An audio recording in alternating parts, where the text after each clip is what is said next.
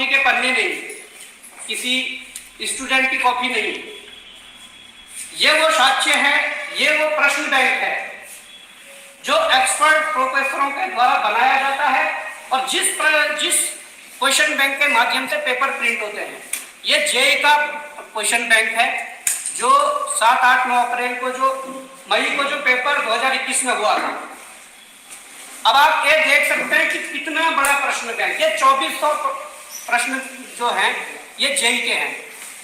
और मैं कहना चाहूंगा, कई अभ्यर्थी कह रहे होंगे कि एक ऑडियो जो वायरल हो रहा है वो भी हमारे पास था, और उस ऑडियो की पुष्टि इससे भी होती है।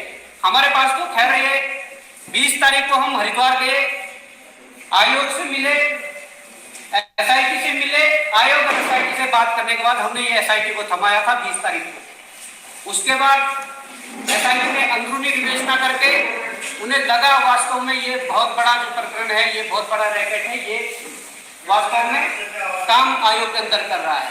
उसके बाद हमने मुख्यमंत्री महोदय से मुलाकात कर एजेई के लिए जांच के आदेश हुए, वो तब हुए थे क्योंकि ये क्वेश्चन बैंक हमारे पास था। और मैं उन माफियाओं को भी बताना चाहता हूँ और मैं उन नकलचियों को भी बताना चाहता हूँ कि जब हम ये प्रश्न बैंक सहारनपुर से प्राप्त कर सकते हैं, ये हमने प्रश्न बैंक सहारनपुर से हमें मिला है उत्तराखंड बेरोजगार संघ को, तो हम कहीं से भी चीजें निकाल सकते हैं। आप ये मत सोचिए कि अगर यूपीएसएससी में धांधली चल रही थी तो अब यूपीएससी में करें। उत्तराखंड बेरोजगार संघ लगातार इन मामलों को उठा रहा है और सहारनपुर में ऑडियो रिकॉर्डिंग में तो केवल ये जिक्र है कि हम 20 से 22 बच्चे जो एक होटल में थे, परंतु सहारनपुर में अलग अलग जाकर 5-6 होटलों में करीब 120 से 150 बच्चों को पेपर पढ़वाया गया।